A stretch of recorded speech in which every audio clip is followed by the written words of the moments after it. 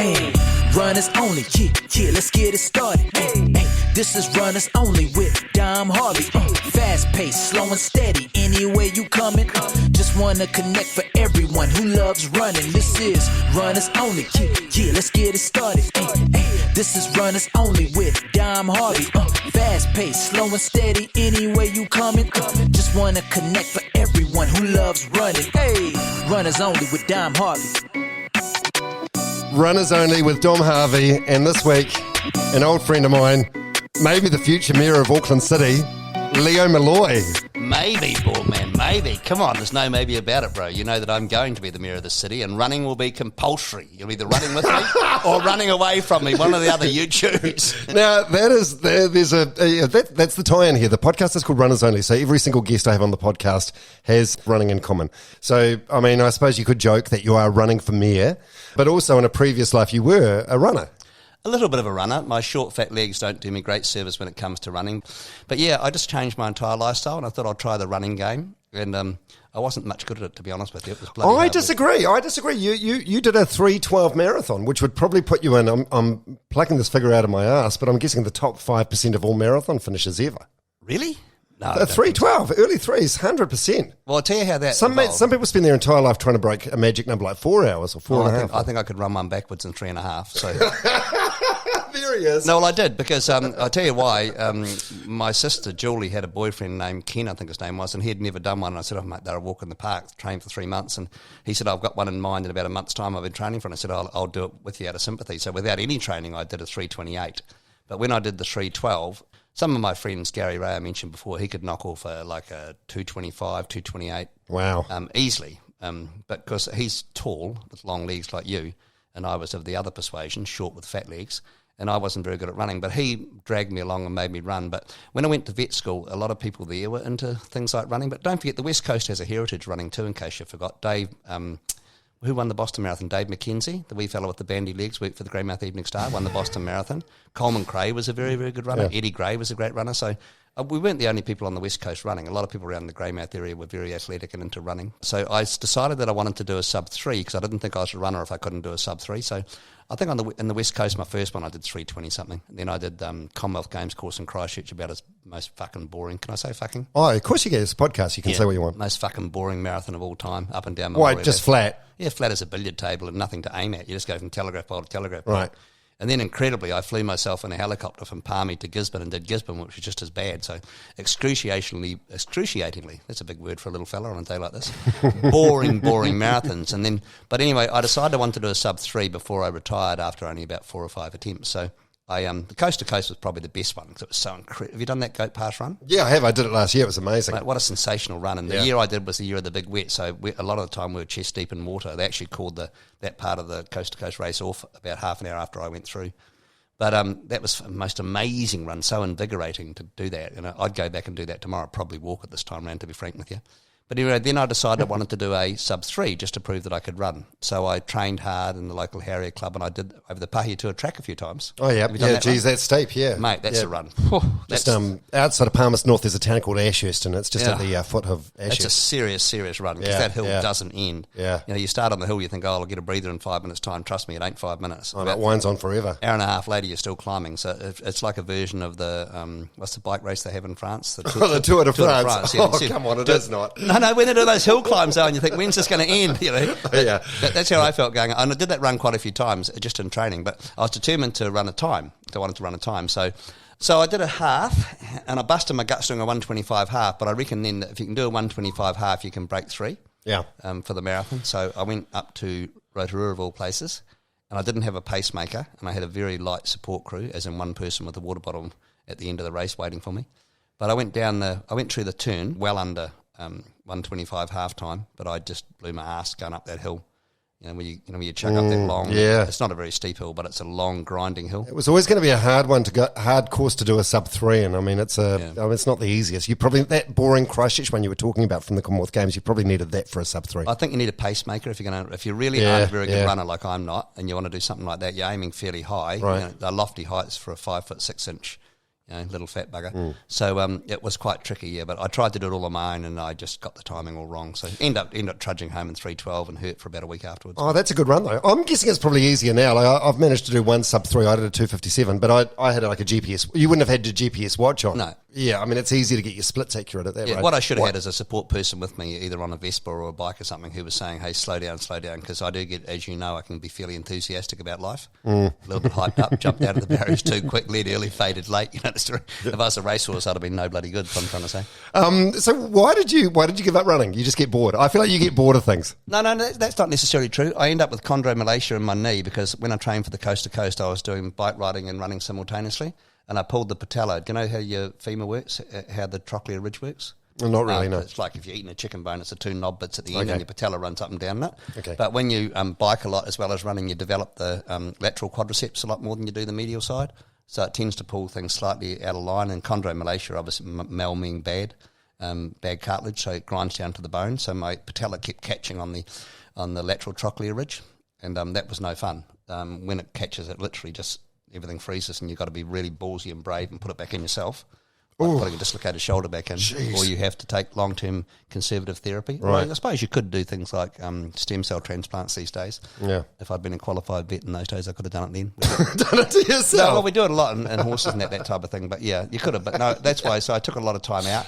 And after I'd taken the time out, to be frank, as I said, I was a struggler anyway. Yeah, I wasn't a natural athlete. So Do you miss it? You miss running? I still go to the gym 3 days a week, and I love the camaraderie. I love the boxing these days. Yeah, I know you're a very active guy. I see it when I'm out running. I see you out walking quite a bit, and I see you on social media at the gym with Monty Beetham and others. I walk a lot. I find that very therapeutic. So I look at the blue sky when I walk, and I find it as walking time is quality time. I quite often put my heads on, listen to podcasts, and I like the gym. I like the boxing. I like the square office purely because you get a better class of person at boxing.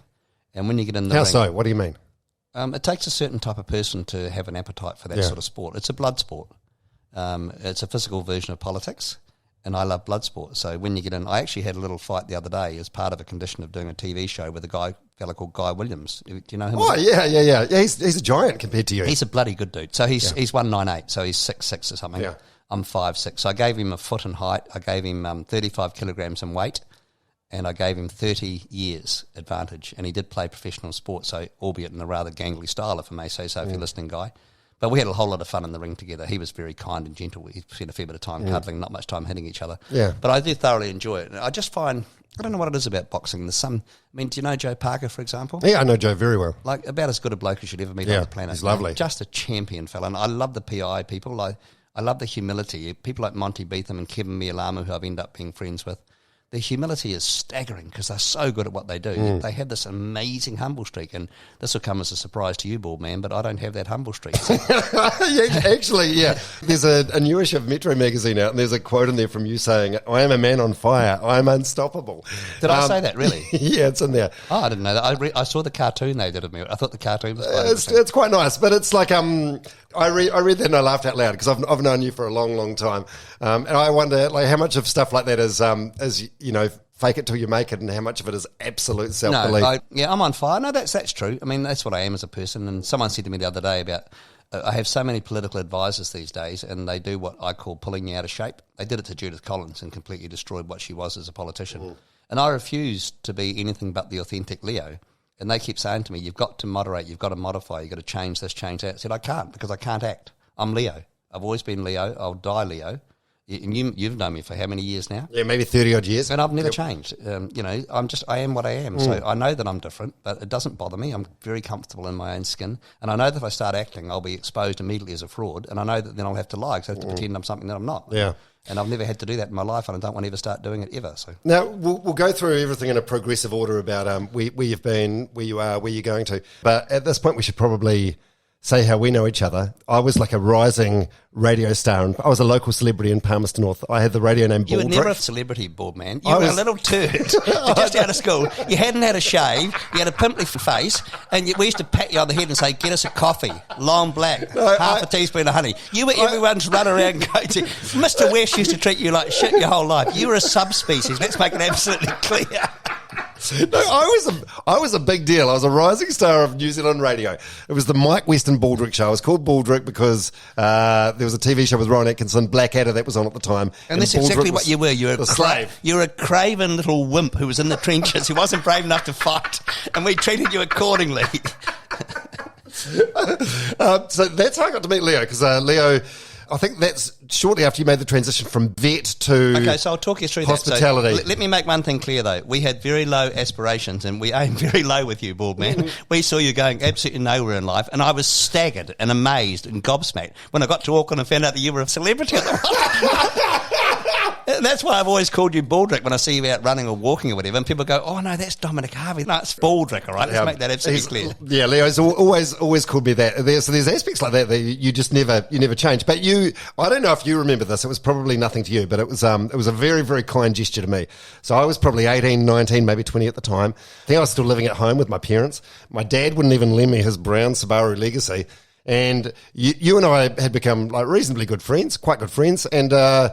I think I forget how it came about, but it was like Boxing Day or something, and I gave you and your wife, Anne-Marie, a ride to the airport. Marianne, yeah. She's still my good mate now. She's part of my political campaign. Yeah. Right, is she? Yeah. She's a great bird, yeah. And you, when I dropped you off at the airport, you tossed me the keys to this BMW. It was like a convertible thing with 3258. Cream leather seats, probably with... Mustard-coloured seats, thank you. And charcoal black with mustard leather. Yeah. Probably worth more than my parents' house. And you chucked me the keys and said, "Here, have this. Just pick us up when we get back." And I was driving around in this car for like a week. Yeah, that's not a big problem though, is it? What's wrong with that? Oh, well, it was an outstanding level of trust, and I was humbled by it. It was one of those things I'll never forget. I'm sure I rang the insurance company, Crombie, Lockwood and Dome, and would have said, "Look, there's a weirdo driving my car around. Don't have him arrested." But no, I don't think that's a big thing. There's nothing in that. It's just a gesture, isn't it? Yeah. So it meant a lot to me at the time, and it's not one of those things I'll ever forget. I was talking to Monty Beetham about you, and I said, we were saying Leo is one of the most loyal people you'll ever meet.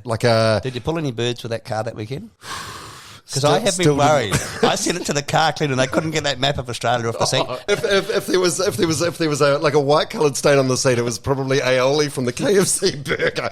Because I did not even get lucky in that $150,000 car. It wasn't $150,000, I can tell you that. So, yeah. But you at that time you had the most successful bar in Palmerston North. You were a big deal. Like you had a bar called the Fat Lady's Arms, which I think if you go back in the history of Palmerston North, which is a student town, I think most people would probably agree the Fitz is the most iconic bar ever, but I'd say the second most iconic student bar ever is your one, the Fat Lady's Arms. we got lucky. Let's make that clear. I spent hardly any money, but I came up with that name, which was pretty edgy at the time, and not even sure it was grammatically correct, but it attracted a lot of interest, and as you know, I developed an advertising style where I decided that I would say the opposite of what I wanted and see how the market reacted to it. So my standard line was, if you got homespun jerseys, your name's Hamish or Sarah or Victoria or Charlotte, don't come to Fat Ladies, we don't want you there.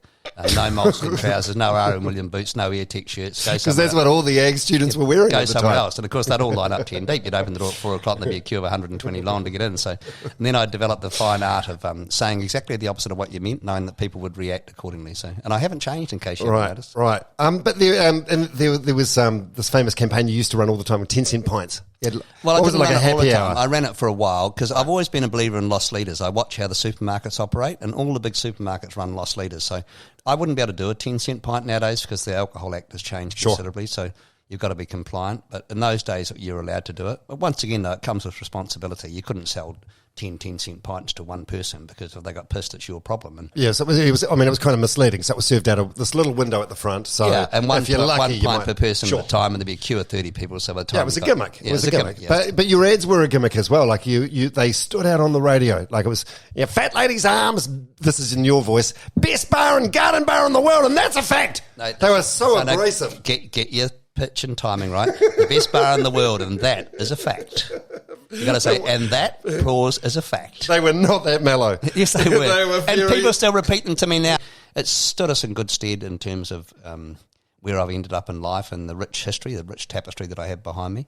Yeah. I don't think fat ladies, it changed the rules, but it didn't do any harm. You know, it was never a place it was where... fun. It was iconic. Yeah. But how many did you end up with? Did it end up being like a bit of 9 of them? There was 9, right. Yeah. Strange enough, every university we decided deserved one, warranted one.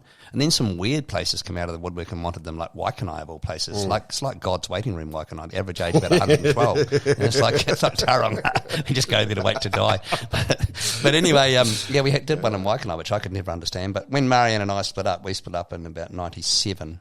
She got all those assets, so I largely detached from them and went into a different sphere of hospitality. Yeah, what happened there? What happened with your first marriage? You want to talk about that or not really? Yeah, I'm happy to talk about it. I own everything that I do wrong in life, so I had a fling. Don't know what came over me. You know, it lasted for about a week, and then obviously it ruined our trust and ruined our relationship. And I saw the girl I had a fling with about 5 years later, and there was no chemistry at all. It was quite bizarre. But at the time, for some strange reason, it just went like that, you know, and you just look at each other in the eye and you just knew, fuck, where's this going to end? This ain't going to end well. So yeah, do you think the marriage would have lasted otherwise, or do you think I'm it still was... really good mates with Marianne. She's great. And the kids are great too, Donna and Nikki. They both live in Melbourne now, so no, it should have lasted. It's all my fault. So having said that, you know, I got married again. I had 5 beautiful kids with my second wife, so I can't complain. You know, everything in life is meant for a reason, really. So you just got to roll with it. What happened with the second one? Very good point. At the same age, 41, she decided to leave at 2 o'clock in the morning. We'd been to Brent Todd's birthday party, and I just felt something wasn't quite right. When we got home, we were living up in Arnie Road in Remuera, and she just said to me about 1:32 in the morning as we got home, I was in brush your teeth mode and jump into bed, and she said, I'm going. I thought, she's going to go and get a pie down at the gas station or something. I said, where are you going? So I'm going. I'm taking the kids and I'm going. And I just thought, it's a joke. But sure enough, she got all the kids out of bed and she went and never come back. So. Shit, that's right. I remember seeing you after that. You were devastated for a while. Yeah, you were heartbroken. You were trying to win her back. That really did destroy me. I had to go through a lot of deep, intensive sort of therapy to deal with that. Did you? So, yeah, and I don't think I've ever really recovered from it, to be honest with you. You know, it's I've tried to put up a smokescreen in life and tried to pretend, but the reality is that was the one that cut you deep. Really hurt me. Yeah. Would you say you were depressed at the time? Was I depressed? If I was, I didn't know about it, but I went to therapy and everything. I mean, I had some fun times at therapy. I mean, the problem with I go to therapy, it's like the therapist as the audience member and you're a comedian. Yeah, well, this is exactly what happened. So this is quite funny. So I rang up my mate. I won't mention his name. I knew he had a few problems, and I said, "Listen, I need the best therapist in town. I'm pretty fucked up, so I need to get sorted out." He said, "There's only one bloke to go to this fella." So I went to this bloke's. He had a beautiful building and looked expensive and was expensive. So I've got him into the waiting room. He's called me, and it's like going into the library of a sort of a professor, you know. So you sit down on the couch and he starts talking, he asks you a couple of questions. And as I'm sure you know better than anyone, you ask me a question about 20 minutes later, I'm still talking away, blah, blah, blah, blah, blah. So talking about something completely different. Well, off on a tangent. So at the end of the fourth session, and I've got a feeling it was 200 quid a session, but I could be lying. It might have been 150, but it was expensive anyway. Yeah. So at the end of the fourth one, he said, are you enjoying the whole experience? And I said, well, I am, but I just wonder whether I'm getting fair value out of it. And he said, what do you mean getting fair value? I said, well, I was hoping that you'd give me something by way of a mantra, something to chant inside my head. So if I'm having a dark moment, laying in bed at night, staring at the ceiling, wondering what Ingrid's doing and blah, blah, blah, then I need to have something that I can default to just to kind of tune myself out and just relax. And he says, I'd absolutely love to help you with that. And I said, well, why haven't you? He said, because you haven't stopped talking for 4 hours. And he said to me, this is what he said to me. He said, I went to become a... what do you call him? Counsellor, I'll call him, that'll do. Yeah, okay. But he went to say 20 in the intake each year, and he was the only male of his intake. Right. And he said he didn't speak for a year, he just listened. Well, when you got 19 women and one bloke, you wouldn't have much choice. You wonder why all your wives are leaving. Anyway, so he said that he just listened for a year, and he said it was a magnificent art to learn how to listen. And I've got to say I haven't perfected that art, but yeah, I do talk a lot. And even at dinner parties, people say that I do light the room up when I walk in, and there's never a pregnant pause when I'm around. If you stop to... take a breath or something, you're talking to me, I just pick up where you were and just carry on. So, but that's one of my weird little characteristics. It's just what I am as a person. Yeah. I suppose you'd argue it's still be in good stead for hospitality. It's quite a useful tool to have. Yeah. What tools have you done, or what have you done over the years to make sure you stay in mentally good shape? I suppose it sounds like that relationship breakup with Ingrid was probably the low point of your life. Yeah. No. Dad died when I was 11. Nothing can ever match that. So, Jeez, that's and young. even now, if I start to think about Dad for too long, I'll develop tears in my eyes. Mum wasn't so bad because I was a lot older when Mum died, and I kind of accepted it. Like Mum was old too. Yeah. Back to your dad dying at 11, because I had Hayden Wild, the Olympian triathlete, on the podcast a couple of weeks ago. He got a bronze medal last year. His dad died in a crop dusting accident when he was like 10 years old. Yep. And we talked about that a little bit, and he said he understands the magnitude of it now, but at the time he was sort of too young to understand it. Did you sort of understand at the time at 11 what a big deal it was, or no. Is it only when you look back now that you go... No, to me it was all handled wrongly, but it was the way it was in those days. It's like in those days your parents used to smack you, so you just accept you got smacked. No one would do it nowadays, but back in those days, unlike now, when someone dies, like my grandmother died, and even when Mum died, you have an open coffin in the lounge, and it's part of the detachment process. You accept that the spiritual part of the person is gone. Right. You're only looking at a piece of, well, I don't want to sound crude here, but a piece of meat. Yeah. Just flesh. Yeah. The person's not there anymore. And when you realise that after a few days, you detach and you're ready to put the top on the box and say goodbye, give them one last kiss on the forehead. But with Dad, we weren't even allowed to go to the funeral. So there was 7 kids. I was 11. I was the second eldest. We weren't allowed to see him in hospital. Mum just handled it all on her own. And Mum was only young. Mum was only 33. But she handled it. He had a stroke 4 years before. And he called me his right-hand man. I was the second eldest, so I was second boy. But he could call me Leo, Johnny, my right-hand man. So there's still obviously there's an issue there, which I've never had dealt with, and I don't know how I would deal with it. I don't know whether some sort of psychotherapy would help me deel with it, but I often used to, for years afterwards, lay in bed at night thinking it was a joke, that it didn't happen, that he would just walk in the door one day and give me a big hug and say, I tricked you, but never happened. So. Do you think that's where some of the, because you're like a brawler, like you mentioned before, you like being in the boxing ring, and you are quite brash and confrontational. Do you think like some of that sort of anger comes from just the things you've been? I don't even think it's anger. Yeah. I think I have a huge amount of confidence, but I do have the unique ability to talk to everyone, and sometimes talking to people doesn't always evolve. And you might think it's brash and confrontational. It's probably confrontation with the media, and the reason that is, it's a fairly simple explanation, is that when I came here in the late 90s, Julie had carved a blazed trail ahead of me. Oh, so this is your sister Julie Christie, who made a lot of money as the boss of Touchdown TV, made a lot of reality TV shows. She worked for mainstream television for Neil Roberts and stuff. And she's a dame now. She's a dame, and she's fair to say she's done the best out of anyone in the family.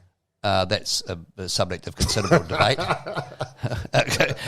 It remains to be seen who goes to the grave with the most letters in front or behind their name. But I'm pretty sure I'm still in front as we speak. So. But anyway, so Julie had blazed a trail, but I think she may have made a few enemies along the way, because Julie's fairly, I wouldn't say ruthless, but Julie does things Julie's way. And she was a tough boss as well, and uncompromising. And but the media came to me with a toxic approach. So from day one when I arrived in town, when I did Euro, was the first significant impression I made in this city. So Euro, there's a big restaurant on Queen's Wharf, and the Auckland Viaduct. Princess Wharf. Yeah, so that was in the top 50 in the world the first year. So it did change the complexion of Auckland hospitality. But the media were never Leo-friendly. They never came to me on the basis of, hey, Leo, can you tell us a story? It was always, so-and-so said this about you, or what have you got to say about this? Or it was always a trap. They'd reach out to you and they'd ask you a rhetorical question. Oh, no, because they knew you gave good sound bites. Yeah, that is true. If someone comes to me with a question that's loaded, rhetorical, toxic, they're looking for it, they get what they come looking for. Yeah. And that's how I've always been. And as I said before, I can't act. So for the last since I've had mayoral aspirations since about July last year, I've tried to be more calm and controlled with the media, more tolerant. COVID's been great for me because it's given me the opportunity, and the media have seemed to have accepted this, that there's a lot more to Leo Molloy than being some badass party boy, which I'm not anyway, as you know, but that's the picture they've always painted. You know, the enfant terrible, is that how you say it? I don't know, what is that? I've never heard that. It's that French saying for a little badass, troublemaker, bad. But they say that about me, or the aging bad boy of hospitality. I see someone wrote the other day, Russell Brown, said, what I say, to make it in Auckland, you need a certain amount of wankerage. There's no better example of a wanker in this town than Leo Molloy, which I wasn't offended by. I know, I get the feeling you quite enjoy the notoriety. It doesn't bother me, yeah. I mean, at the end of the day, Boardman, you are what you choose to show people. So people who know me well, like you know me, and you know that I'm not what the media painted me, but I choose to show the media that side. Yeah. There's so much more I want to get into with the mayoralty thing, including the why. But first of all, let's go back. So you leave Palmerston North, you go to Auckland, you're running Euro, you're like the king of Auckland, right? That restaurant was kicking ass. Oh, you're being a bit grand there. I wouldn't say King of Auckland. I was new in town, and there's a degree of fascination, but never King of Auckland. I mean, there was a lot of people who were... Oh, no, that restaurant went off, though. Like, it was hard to get a table at Euro. Yeah, well, that's all true, but you don't feel like you're the king. You still have to work. You still have to... You know, I not long after I got married again, on May the 20th, oddly enough. It opened on August the 3rd, so 7 months later I got married again, 9 months later. And we had 5 kids in quick succession, so my hands are full. I never had any illusions about being the king of anything. Right. Jeez, your hands were full. Jeez, sounds like a lot of things were full. Yeah. So you're running Euro. Then you ended up. I think I came to visit you at that time from Palmerston North, and you were living in the sick pad in the Key West apartment building. Once again, I think you do have a way of being very grandiose in the way you describe things. So, I only rented that place in Key West, so I've owned a few places around here, and I bought a place up in Remuera Road at one stage. But, I don't think you want to get too carried away with that part of my life. I mean, I went broke not long after, don't forget. I did a nightclub called Cardiac and spent a ridiculous amount of money thinking that I could do anything. So I did Danny Doolan's first, and I thought, wow, what can't I do? I did student bars, and they worked. I did a restaurant, that worked. I did Danny Doolan's, that worked, and I thought I could just do anything. So I tried to be clever and do the best nightclub ever, full of beautiful marble and toilets where you could do lines of shit in. And Oh, you could. I remember the toilets there. Yeah, it was. They were completely individual, and they even had a little shelf at the back. They had bonking rails where you could leg each other up and fiddle with each other and do whatever you do. But as someone who's making their money from alcohol, why is it a good idea to have line-friendly toilets? I wish I'd had you as my business manager, because I don't know why, but I suddenly thought that the key to it was just to show everyone that you could do anything. And I'm not a very big drinker, as you know. We've been sitting here for half an hour now, and I'm halfway through my first beer, and I'll probably have... You have been chatting a lot, so... 2 or 3. This is me being normal, you know that. But when we did Cardiac, so I had this vision that I could create something absolutely amazing that would change the town forever, but I'd never did any research on nightclubs. I've been to Vegas and looked at all their nightclubs, and they had pretty good lighting. They had shit technology with cameras and stuff, but it was kind of more about the DJ and pump, and not my music scene at all. As you know, I'm still doing sort of palmy type music, a bit of Johnny Cash, a bit of Neil Diamond. A wagon wheel. Wagon wheel for life. Richie McCall, wagon wheel. But I like my Motown and soul on a Sunday and stuff. But my music roots are fairly 70s, 80s. So, and I don't know what I was thinking up there, but it didn't work from day one. How long did it take before you realised? Oh shit, we're in trouble here? One weekend. Really? On the first weekend, I watched the cameras from home because, as you know, I don't go out at night. I'm always home early. And I watched the cameras, and I had 2 junior partners, and I rang them and said, "We've made it big time, boys." I said, "This is a phenomena." So when I went to look at the till data, and I thought, no, that must be a mistake. Clearly they haven't cashed it off correctly. So I went back and checked again, and it was accurate. I knew then they didn't come to spend money on alcohol. Well, so then how long did it remain open for? Like how long do you hemorrhage money and try and fix it before you... Well, I put another $1 million in, I know that. And I kept putting it in. It was like a bleeding artery.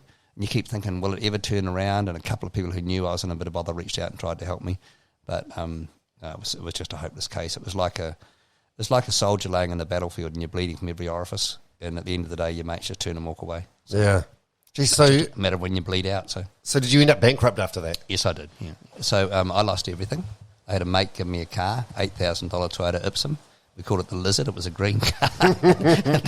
Oh my God, that's good for humiliation. I actually sought the advice of a very wealthy man in town when it happened, and I said, "How do you see this unfolding from here?" He said, "Auckland has got one redeeming feature." He said, "They will forgive you, but they want to see humility." He said, "You've got to drive a really bad car around, and you've got to work, and people need to see you taking your punishment." Like eat a bag of dicks. They will forgive you. And sure enough, that's what I did, and they did. It didn't take very long.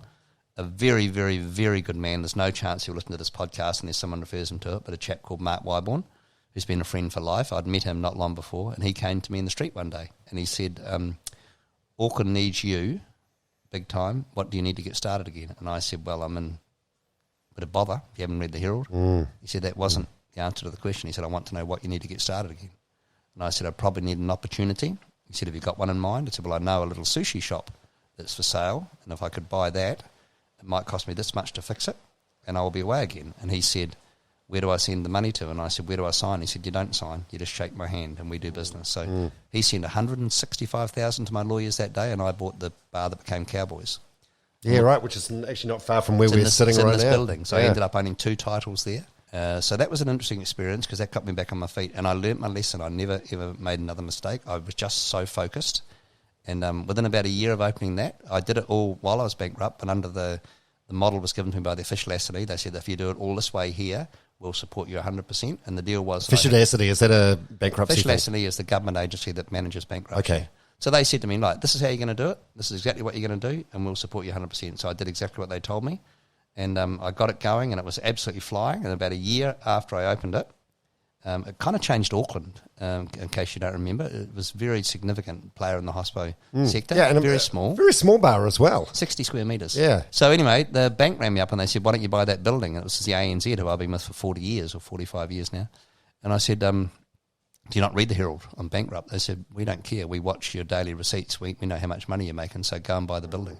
So I bought that title, and then I bought the one next door, and then Ingrid, to give her credit, this was all her initiative. She bought a half acre out in Titirangi, and we subdivided that and built a new house. And before you know it, we're back on our feet. And I went to Mark Wybo and I said, Mark, you've done me the greatest favour of all time. You are my knight in shining armour, but now it's time to pay you back. And he wouldn't take the money. The 165? Wouldn't take it back. So What do you mean? What wasn't it for him? He didn't even want his initial investment back? I think because they were so strong in the Viaduct Harbour Holdings, and I'm still Oh, okay. I think that he thought, you know what?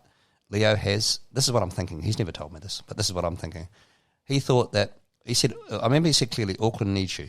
We need people like you in Auckland. So he probably thought that I had something to offer. I don't know whether he thought it was Viaduct-centric or whether it was just Auckland in general. But I'd like to think that I helped enhance the footprint of the Viaduct, the impression the Viaduct's made in hospitality.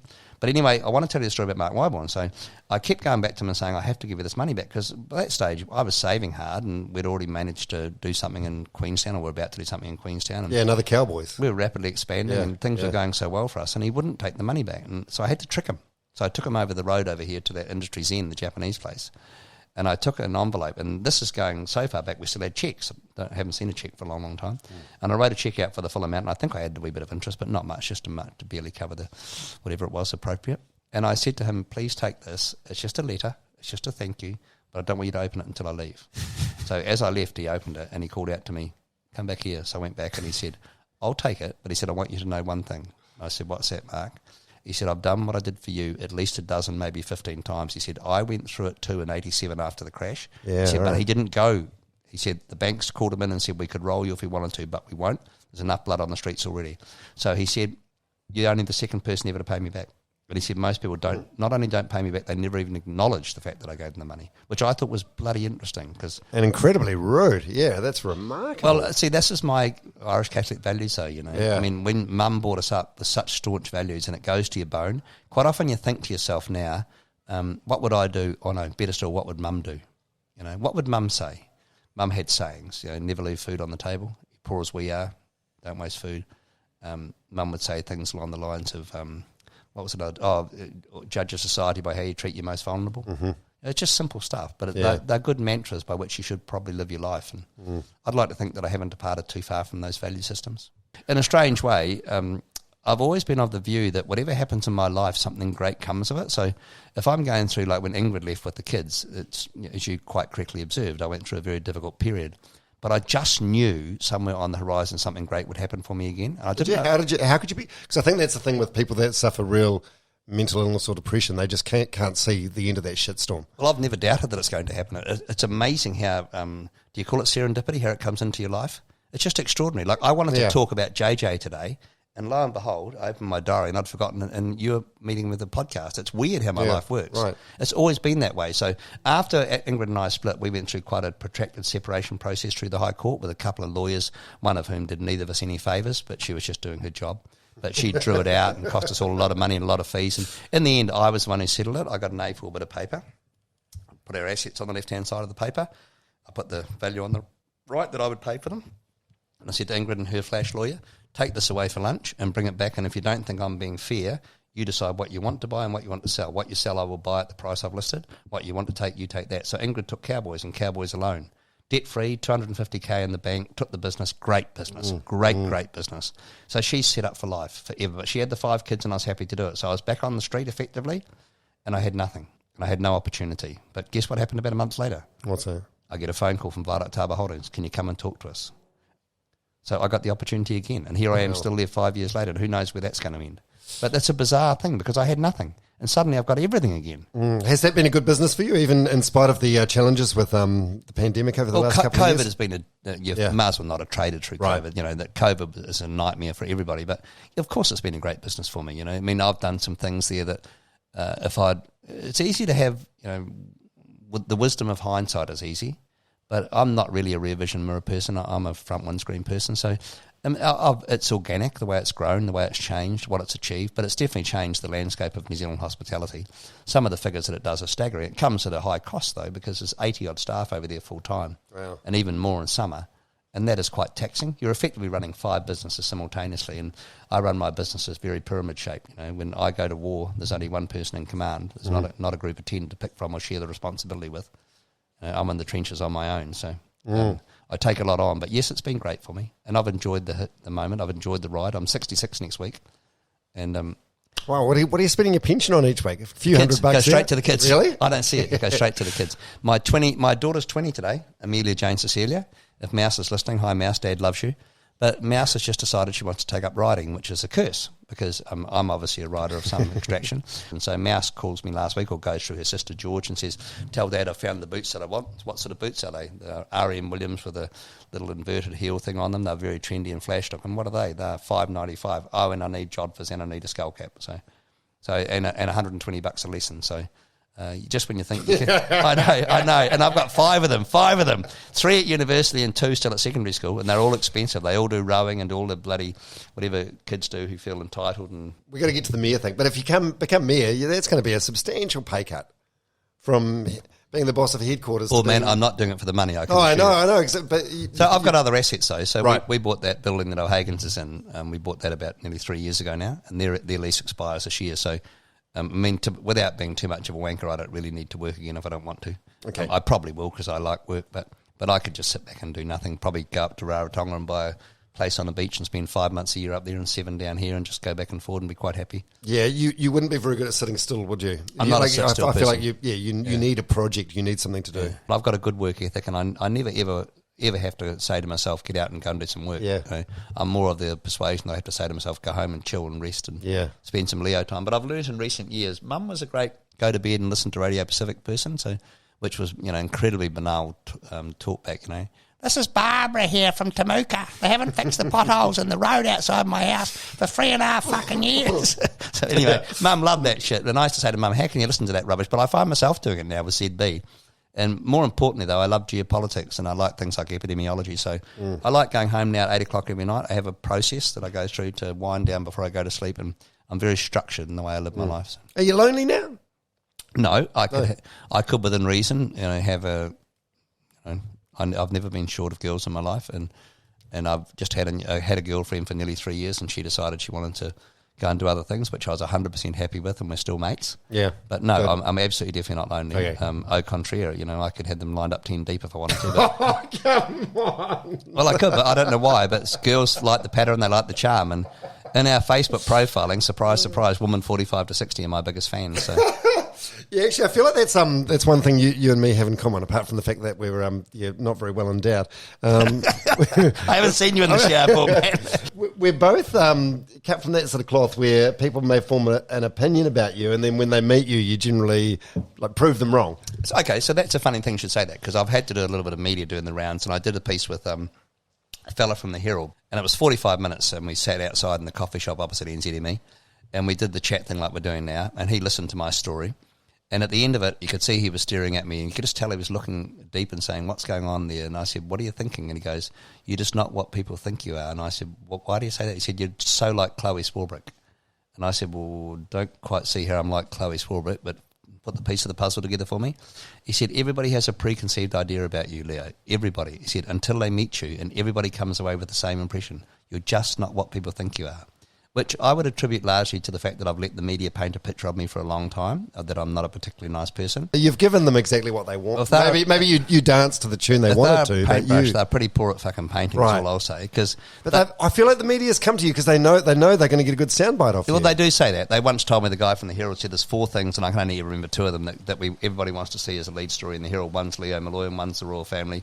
Can't think what the other two were, but I think COVID might have been one of them. And I said to him, why the fuck do you bother? Why do you ring me? Why do you? He said, because we know if we ring you, that about 10 minutes later we'll have the recording device on, and you'll finally come up for breath. And somewhere in that sequence, I'll tell you who told me this. The guy from the Spin-Off told me that story. He said people have this weird view of you, and then he said he took the story. He wrote a story about me that he won some sort of prize for. I don't know what it was for. Probably the Kamara Story of the Year or something. But anyway, he took it back to his work, and he said everybody at the office said they thought you were a right cock until they.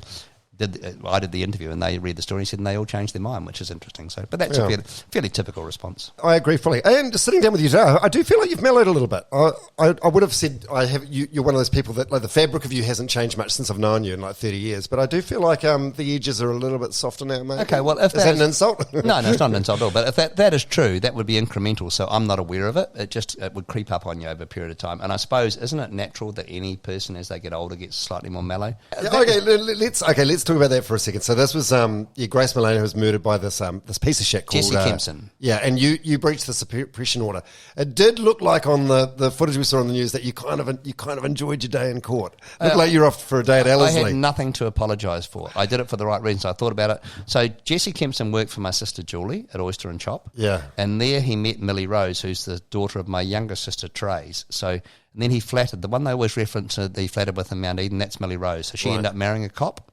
So we had our finger on the pulse of exactly what was happening with Jesse Kempson all the time. I knew he had the 9 further charges pending. I knew he had judge-only trials penciled in.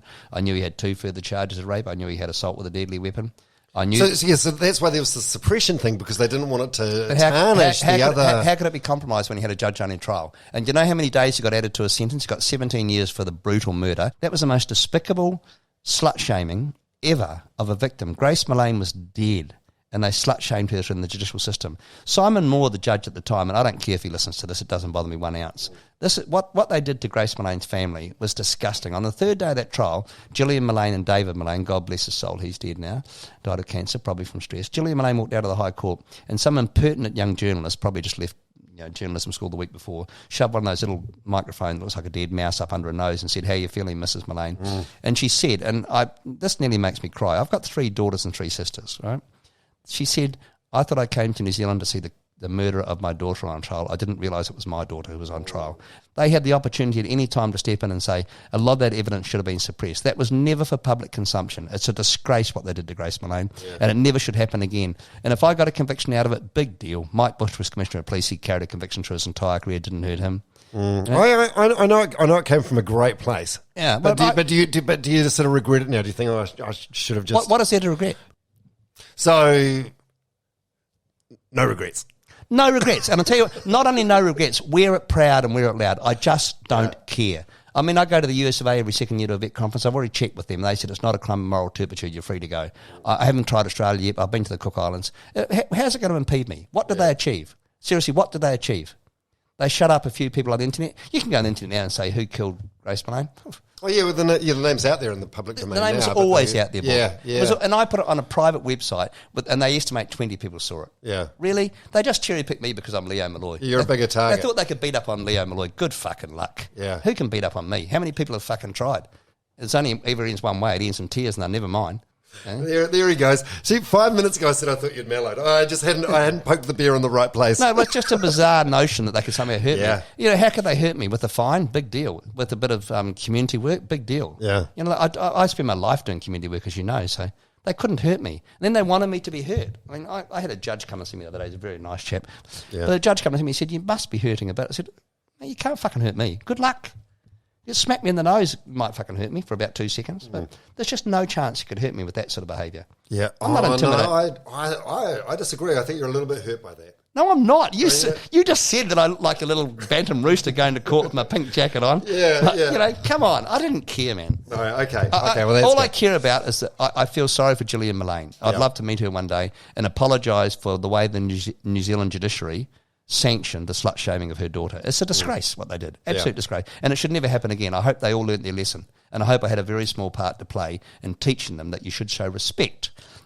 She was a young girl, Grace. She was just feeling her way, as I said before, exploring the outer limits of her sexuality. She became a victim of a serial killer. He would have been a serial killer. Yeah, he's a dangerous man. He's a dangerous man. And I've spoken to people since who worked in corrections, and they all tell me the same thing about him. He's just a psychopath. Yeah. He is absolutely no good. And I don't believe in capital punishment, but if I was going to ever put someone to the sword, he'd be the person that I'd put to the sword. Come on, keep going. No, I feel like that's that's case closed on that one. Yeah. Okay, all right. Let's talk about the mayoralty thing. First of all, why the fuck do you want to do this? Like I feel like you're at your best. I told you before the reason why, and I'll say it again in front of the microphone. Because I never take the easy option. I never turn left if turning right is the correct option, the hard option. Even Steve Hansen, matter of disclosure, he's a personal friend.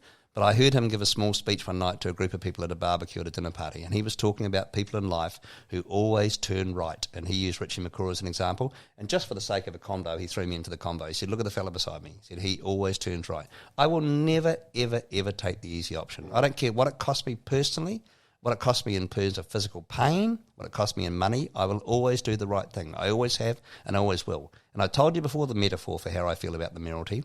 I feel like I'm walking home late at night and I'm watching 10 guys beating up one bloke, and the bloke's down on the ground and he's still getting his head kicked in. I'm never the guy who's going to walk past. I'm going to step up to the plate and take the 10 of them on. And I know I won't win, but I'll do it. I'm that guy. I always have been. But I feel like you're at your best where you're like a dictator, and I don't say that in a mean way. I mean it in like running a business way. Like you can call the shots and you can make shit happen. I feel like if you're mayor, you're just one voice. It's going to grind you down, isn't it? That's not true. I feel like you're going in with good intentions, but you're not going to be able to do as... Well, if you understand the super city model, I wouldn't say it's presidential, but the super city model is, with the CCOs, the way they're set up, it lends itself to a person like me who is a natural leader of men and women, of all people, but who actually can get things done. It gives you the opportunity to get things done. It was written by the Nats for a person who's fiscally responsible. As it happens, I'm socially liberal too, so I have a lot of appeal across the spectrum. But seriously, Baldwin, I don't see it as being a difficult exercise at all. I mean, there'll be 2 or 3 people in council who will, in the first instance, say, we don't like him, we don't want to work with him. Once they get to meet me like you have, like everybody does, they'll fall in love. I'll take them to the gym. I'll let them give me a hiding if I feel like it. Probably give a couple of them a good hiding. I might take them out for a run and fucking terrorise them up and down One Tree Hill or something. But I'll make them, I'll show them a different side of life, and I'll show them. Sometimes it's not about, you can't just have lines in the sand that says I'm left or I'm right or I'm black or I'm white. Yeah. Life's not binary. You know, if you're coming from the left but you happen to think that something from the right is correct, you've got to agree to traverse the boundary. And there'll be occasions when I'll have to do it too. I'll have to bend with the wind a wee bit here and there. But I absolutely know that I'll get things done. And look who you've had. You've had back-to-back, leg over Len Brown, or whatever you want to call him, pants down Len Brown. Then you've had the cardboard cutout, Phil Goff. I mean, what's he fucking done? He's hardly even appeared. I've seen him once out in the normal community in 6 years. I challenge you to find a person who's met or fraternised with Phil Goff. So, and I'm a man of the people. I've already been offered personal security, and I've said no. I don't ever want to be the person who needs security. I'll happily wander around town on my own. I'll shake everyone's hand. I'll have a selfie with them. I think about 400,000 people have my phone number now. I've got no intention of changing my phone. So, but I will be a good mayor. I'll be a great mayor because I'll make a difference. Who's your main competitors? Who are your big threats? Big threats. Oh God, who's a threat? Let me think. No, like who's like if there were TAB odds, who's like the favourite? Are you the favourite, or are you like an outsider? I'm favourite to get the gold, favourite to get the silver, and favourite to get the bronze. I think there's only one place on the podium. I don't think anybody else is a contender for the title. Efeso Collins, who appears to be a very nice chap, south side of town, evangelical background. I've watched his profile. I've watched him FaceTiming on Facebook. He's interesting to watch. I think he's genuine. He's not actually a bad speaker either, I might add. But he's very limited in his appeal across the entire spectrum. He's very Labour-oriented, very left, and he's very pro-rates increases, which I don't think the city has an appetite for. Oh, nobody does, no. And from the centre-right, it's hard to say who she represents, but Viv Beck, who's normally associated with the heart of the city, she's put herself forward. I don't quite understand what Viv represents or where she thinks she's going to get a voting support from. Right, and who's Craig Lord? Because I saw a thing on Twitter. He shared a screen cap. Was this a text message that you sent to him? Do you know what I'm talking about? So this guy Craig Lord, you sent him a text message saying, "Ha ha, Craig who? See you later." Well, let's agree on one thing. He got 30,000 votes once when there was absolutely no competition. This time he's got real competition. He comes from a speedway background, I'm told. His nickname is Sooty, so I know far too much about him. I've never met the guy. There'd be more chance of finding an iceberg in the middle of the Sahara than there would be of him fucking becoming mayor. Right. So I said it again. Don't say that F word. I'm just being coached in the background. Yeah. Can we delete all those F words? I don't mean that. I'm just being affectionate. Can you say the F word in an affectionate way? I can't edit all of them out. That'll be an editing nightmare. Maybe if you've listened to this and you've listened to all the mayoral stuff and there's no F-bombs during the mayoral stuff, you know that I've done an editing job. So Craig Lord, so were you just like taunting him for nothing? Yeah. Or do you know him? You have a relationship with him? It's a blood sport. No, it's a blood sport, and I love blood sports. I was born for blood sport. So, politics and boxing, they're just different versions. Yeah. One's physical and one's sort of like a theoretical thing. So if he wants to jump in the beer pit with me, good luck. What sort of advice can you give a person like him? He's got no chance of winning. He's going to get mauled. It's only a matter of how badly. Will he survive it? Possibly. Will he be bruised and battered? Definitely.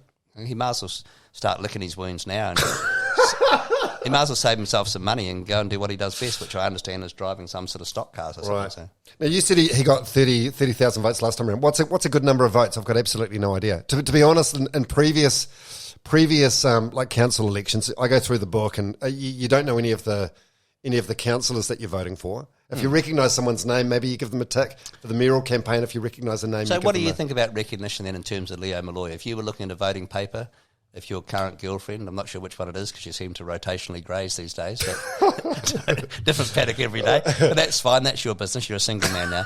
But you open up your little orange envelope and it says you've got a choice of names to pick from, so let's run through a couple. Well, I'm voting for you because I've known you for 30 years and I know. And you're a sensible man, you're well informed. So let's start with Vanilla Viv Beck. Do you know Vanilla Viv? No, well, I don't, but I suppose if she's from that's a political... Fine, that's fine, yeah. So Efeso Collins, you know Efeso Collins? From Labour. Yeah, yeah, but not well known on your No, not like a Phil Goff. Yeah. Someone like Leo Molloy? As I said, I've known you for 30 years and I know that you're loyal. But you don't and live in a trustworthy. complete bubble. Yeah, So you know yeah. how media works, you know how Auckland works. So where does Leo Molloy sit on the radar of Auckland life? Where do you... Well, I think that's the thing that could work. But, I was going to say it could work for you or against you, but probably more against you. Your reputation. Well, all I would say is this. The 16% who don't like me and every single person who doesn't like me voted Green in the last election. So we've done the retrospective analysis. Every person who voted Green doesn't like me, without exception. Yet I have the best green policies. I'm green hydrogen driven. I'm a firm believer in green hydrogen as a convergence of technologies for the future. So I have great green policies, but they just have these preconceived ideas based around what the media say, the fabrications of the media. But as things unfold, as it evolves, the mayoral campaign, more and more people will get the opportunity to listen to what I have to say or see me live or meet me in person, and they all change their mind. So we have a hardcore, we think about 15%, who totally support me. That translates to about 100,000 votes. We need about 120,000 to win it. So we're nearly there. There's a fluid pool of about 50% undecided.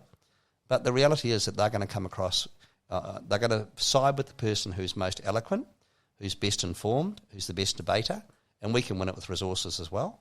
So there's a multitude of reasons why people will swing my way toward the end. How much money are you going to have to pump into this? How What do much? you reckon? How much have you got? I know how much you got paid when you were a jock. You're on like 800 grand a year. I know. So I'm a podcaster now. Yeah, just give me I just appreciate the free beer you've I don't given me need today. much. I don't need much. No, what do you reckon? What's it going to cost? Like 100 grand? A couple hundred No, grand? that's What not do you- polite to talk about that stuff. But It's not? No, Okay. you're a long way short, but it's not Okay, polite. wow. We don't talk about how you resource because and not every candidate has the same resources at their disposal, and it's unfair to talk about that. And just before we sat down for this chat, I met you in your bar, HQ, and all the staff are wearing T-shirts, and one of them kindly gave me one, Leo Molloy for Mayor. Are they, do they have to wear those shirts? No, Or don't be silly. is That it- would be ludicrous. I don't ask anybody or tell anybody to wear anything. We give away about 200 a week. And I just found out what they cost today. I've ordered another 1,300. Well, I don't know, like $10 each, $15 each? No, I don't know. miles more than that. Really? It's ridiculous how expensive they are.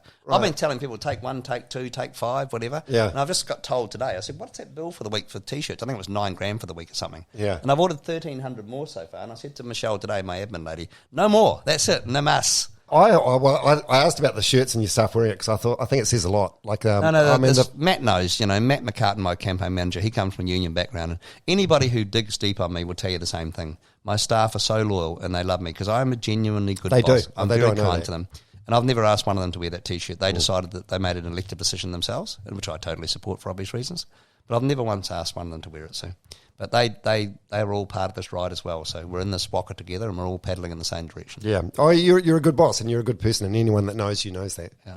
That's true. Yeah. I want to reiterate that. Can you say it one more time? I actually like the sound of it. How good am I, really, bald man?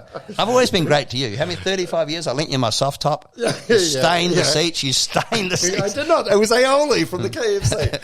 All right, Leo Molloy, for mayor, good mayor, not nightmare, hopefully. No, I'll be a great mayor. I will change the city. I have a vision that no mayor before me has had. Maybe John Logan Campbell going back a few years, and funnily enough, he was a doctor as well.